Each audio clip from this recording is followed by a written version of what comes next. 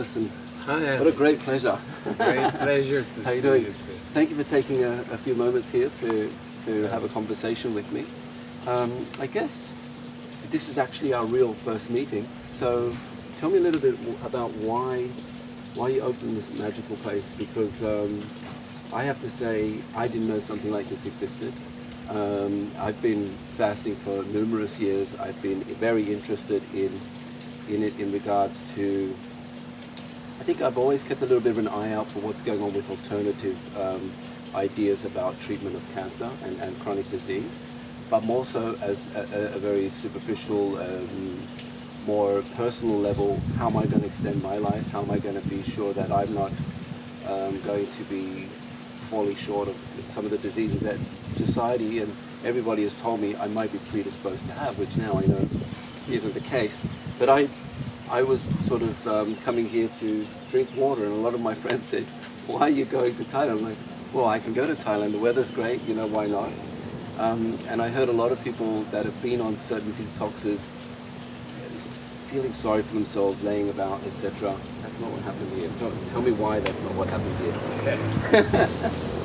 You know, I'm coming from business side, so I retired myself at the age of 46. That's my age. Yeah, I retired myself. Congratulations. It was 2002. Yeah. By chance, a friend of mine, like yourself, said, Ersin, maybe you should have a different experience. And he sent me to a place called Spa Samui in Koh Samui. Yeah. And when I was there, I get a bit shocked because I didn't know anything about fasting, anything about health. I knew a lot. I realized staying there about 10 days, I realized that I didn't know anything about life. Yeah. So that was a shock, that to see that you don't eat, you survive, you feel much better, you sleep better. Everything was much, say, richer, much fulfilling. And I said, wow, this is interesting. And then there was a lady over there, a Japanese lady, some kind of professor. She told me that, a guest, she told me, yeah, you're a nice guy, why don't you learn a lot of things about life? I said, yeah, why not? And she gave me a list, how to breathe, how to chew, how to go here and there, how to walk. So I had, since I was retired, early retired, Relearning how to live. so 10 days in a month, Yeah. I spent different places. I went to chewing courses. They give you a bucket full of pumpkin seeds, so you put in one in your mouth and you chew it that 40 times with closed eyes. You take another one, so you do that 3 days in a row. So you learn how to chew and get connected with your food. And I was reading, say, training about 21 days and did all this type of things. And after 2 years of experiencing different corners of the world, as I said, wow, nobody knows how to live. So that should be interesting to start a company where you try to teach people how to live. And that was the idea. And the company started 2005 in Turkey, in Bodrum. So we still have the first site. So it was a kind of journey for me in the beginning, a kind of family and friends place for healing, and I was happy. Somehow UK TV came over and they did a series about, say, embarrassing diseases or something like that. They stayed 15 days, they filmed every day the participants, how they change, how their body changed, how their problems disappeared, etc. After that, it was not family and friends anymore. Everybody who saw that we had something like that, they wanted to come. So it became a kind of center of healing. And then we tried to bring it. I love Thailand, so we tried to bring it in different corners of the world, and Thailand was my first choice. And now we are here, and we are trying to learn how things are working in this part of the world. We have been almost 15 years in Turkey, Bodrum. Here is we are about 45 years. Yeah. So the idea was started like a kind of different holiday, and it shaped to a kind of 360-degree holistic approach. Yeah, that's how it started. And we added on all the time, like for example, we were focusing on physical wellness in the beginning. But after 1 or 2 years, we realized if you don't have mental wellness, it doesn't help. You eat whatever perfect food, but still you are out of shape. Mind, I mean, when it comes to mind, physical body, everything. You can still manifest disease. Yeah, You can still have it. Yeah. And stress is a big thing. And then we also added other items like IVs, etc., because we realized that people is in rush.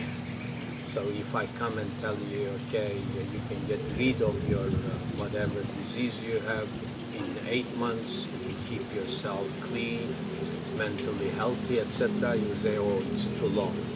So to shorten it, we said, okay, let's do some kind of speeding up issues, treatments. So we introduced IVs like, say, high-dose vitamin C and other IVs, ozone therapy, so clinical therapies, which is, they're called alternative, but in my eyes, they are the original ones. Today, I mean, if you go back to when you talk about modern medicine, so medicine started with Hippocrates, and his first recipe was sage tea. So the modern medicine started with exactly with the herbs. So where we are, it's not medicine, it's a kind of commercial product. Yeah. And whatever they call it alternative, it was the original product. Yeah. So that's a kind of, say, mismatch in this world because of commercial setup. I do understand that you have some kind of pressure on EBITDA, earning money, doing that and that, commercial, say, drives. So you end up with something which is a product, it's good to sell, but you don't know what will be the outcome. It's not sustainable. I mean, sustainable, exactly. You need to, this place, for example, you opened our discussion, why to come to such a place for drinking water. You know, normally we are into an environment. We cannot focus. If you look to today, people's attention span, it's so tiny. It's almost same as fish. Yeah. So a few seconds. So we need to come out. We want stimulus constantly. Yeah, we need to come into a kind of world where we are in a kind of, say, environment which is prepared and set up for the purpose. This is a place you can slow down. You can slow down your brain. You can slow down your eating. You can slow down whatever you do in hurry. And then you get a feeling, wow, this makes a difference. That's the idea of this place, to make you aware, to make you say, wow, this is making a difference. When you know that, then hopefully we think that you can bring home, because you benefited, you have an end result, so you know what's good for you. And hopefully you can pick up at home bit by bit, introduce into your life. That's exactly what I did. I started with 10 days fasting, and then I said, wow, this is good. Then I did 2 months of vegan diet, and then another 10 days of fasting. I said, wow, I was a totally new person. I lost 18 kilos. Then I said, wow, this really works. Since then, 2002 September, I keep this pace. I keep, say, I mean, life is like that. You just perform. You do a very late night, etc., and then you need to recover. Balance. You have a very hectic time to deliver a project, then you need to recover. You have a stressful moment because somebody in your family having a trouble, then you need to recover.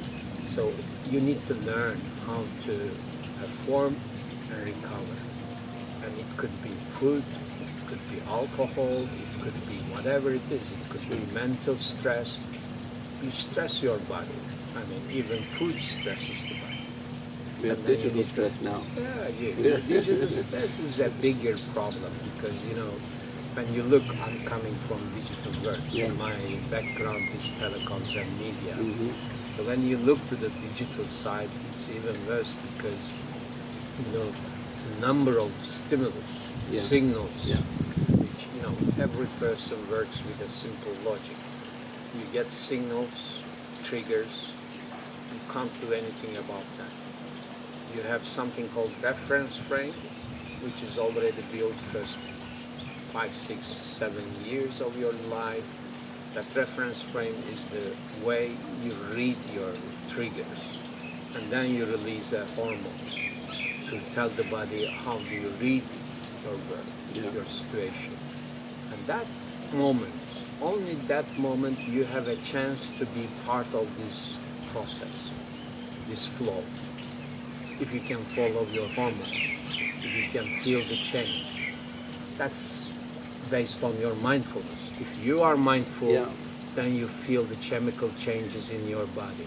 If you don't, you are reactive to the body. So you are reacting to whatever happens in the world. That's the biggest problem with digitalization.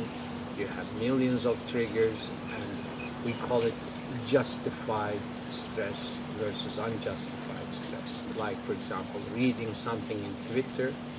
We have justified reactions. You react, and then you say, that we person call made it- me angry. we call this, it and that, action. now I did this. Yeah, We call it action if you make a decision yeah, to say something or act. But if you react, it's an autopilot way of reacting. That's a reaction. That's not healthy. That will build up a kind of mental stress, and you will not be happy with the outcomes, and it will go on like that. So that's why even eating, emotional eating. So what happens? You eat, then you feel the stress, and you're not happy.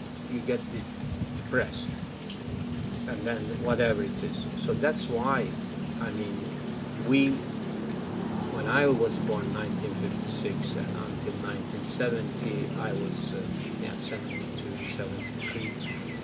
You know, I was a member of a society which was very slow. Mother cooked at home, and we met maybe per year 50 new people. Now I meet a week 50 new people. By that time I traveled maybe, say, 500 kilometers per year. Now I travel 500 kilometers per day.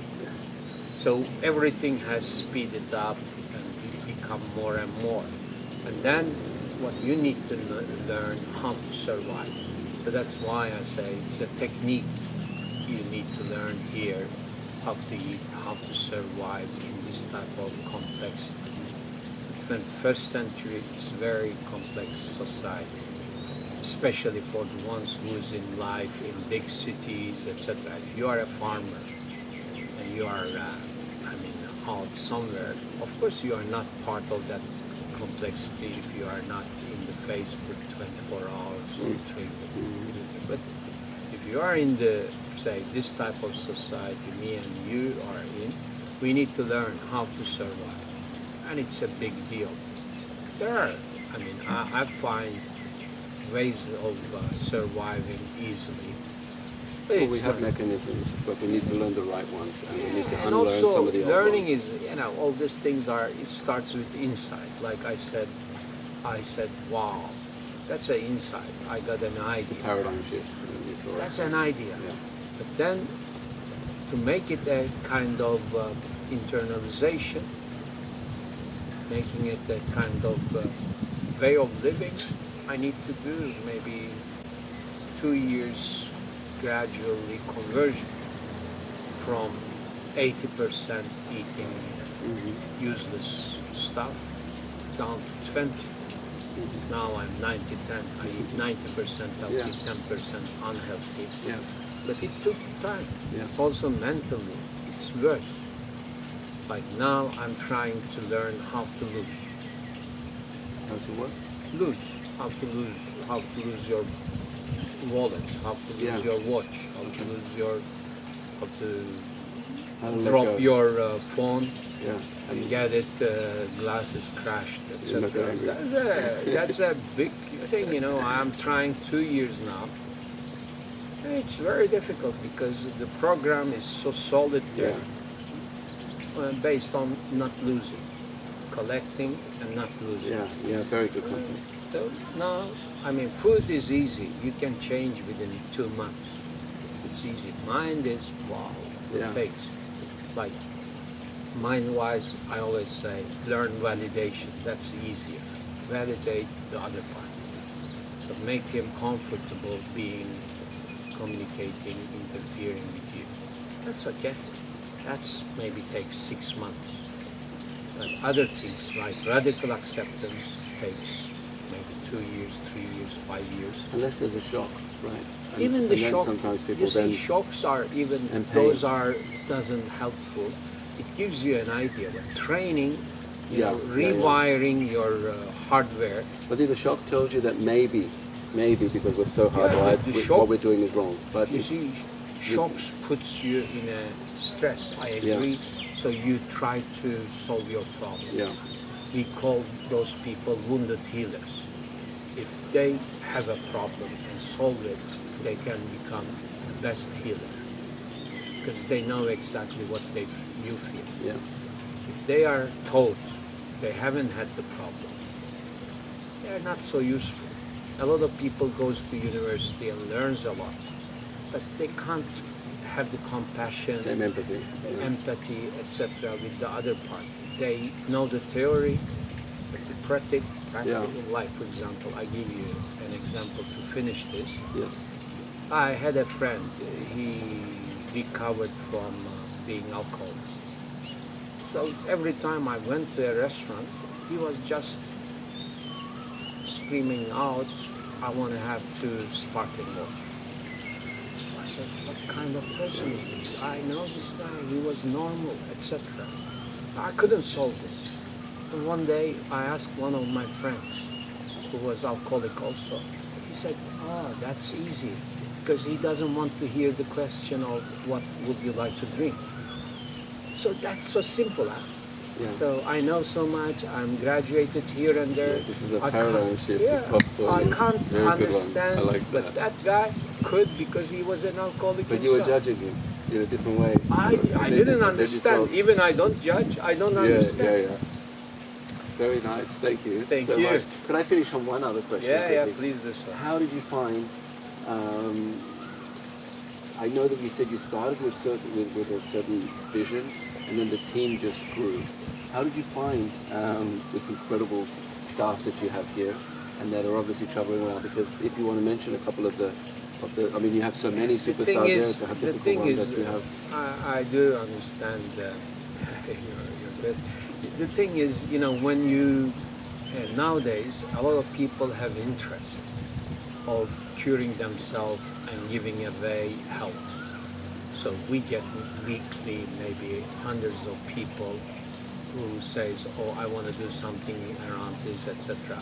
So we try to give them a chance. We say, okay, if you are really committed, I first tell them this is not easy. Please don't do it if you really don't mean it. But if they mean it, you can see, okay, let's give them a chance. And then, for example, we had Sebastian is working with us. He's maybe number 49 in the role he's in. And 40 of them just disappeared because they can't cope with the pressure that people puts here. Because you see, you are less fragile. But think about somebody comes with cancer or somebody coming with pressure on himself. like herself, like getting married about 2 weeks, and she wants to go into the wedding dress, and she's 2 sizes too much, and then she has difficulty to lose weight. That's fragile. Take it over. Then Sebastian must help, or the guy. So you need to have a lot of passion. Everyone 2-3 days into fasting can be that person trying to fit in the wedding dress in their own mind anyway as well. You know, there's a lot of emotions going on. So that's why it's very important when we get people, good people here, if they stay long, then they know how to. I think that's an interesting point. I'll finish on my questioning with a statement actually of something that I found incredibly a nice revelation, which I wasn't expecting. Like I said, normally people associate detoxing by going somewhere and laying down and being on your own and don't have any friends. I've even seen websites that tell you be prepared to just be alone. And it was so inclusive here. I walked in, the staff were very friendly, but the other people that are here, the other guests, we're all getting up at 7 in the morning. We go to the beach together. We talk. We share experiences. I actually believe that it's the kind of place that even with the villas that you can also rent around here, you can travel with friends and make sure that your whole family is learning these incredible, powerful tools. Because if you go home on your own and try to share it, everybody knows what it's like when you come up with a new diet and you want someone else to, or a new lifestyle. And it actually helps to do it as a group. And Jasmine and I did it as a couple. And it was the most powerful thing we could have done. Yeah. I agree with you because we have been experiencing this. Yeah. You see, the best healers are the people who did it before you 1 day, 2 days, because they tell you exactly how they felt 2 days before. Yeah. Or you have a group of people and they act together. So that's why we say, if you are going to do this type of exercise, you should have an ambition, not only 1 day correction, a week correction. It should be a lifestyle change step. And then, like you say, we have, for example, this week or last week, we had in Bodrum 6 corporate members, 6 people, management from a company. They do water fasting. Yeah, amazing. And that's amazing. You can see how they are tied together, how they connect each other. And you can see most likely their turnover or whatever will go up because they are more tied up. They really struggle together. Yeah, that's the corporate side. Is incredible. Sorry, one more question. I know you have to leave. I'm so sorry. No, please go ahead. How would you describe the difference between the center here and in Bodrum? Because I realized here, for example, I had a very ancient medicinal Thai massage with Master Singh, which was absolutely incredible. So that's obviously something that you've made quite local. There's something that's available here. And how is it different? I mean, or do they travel both? That part doesn't matter so much because we have Thai massage even in Bodrum. In Bodrum as well. Okay. But the difference mainly comes when it comes to complexity of using the say medical treatment. Mm-hmm. Like we have Dr. Lodi here. Yes. He's a kind of experimental medicine person, so he really makes, say, cutting-edge trials with all this type of it. And in Bodrum, we have more anti-aging, more, say, less complex disease focus. Here is high complex disease focus, so we call it compliance. Here is high compliance. The people who comes here must be ready for more. Sure. If they really make a difference, make a difference in their life. In Bodrum, it's easy. You have the whole integrated approach with people like Tenzin as well and Dr. Phil. Same thing in Bodrum. Yeah. The only difference is customers a bit, clients or guests, different outcomes, a bit what they're looking for. having comes with different targets. Sure. Okay. Thank you again so much. You. I wish we could talk longer. Yeah. Very nice to meet you. I'm so happy to see you.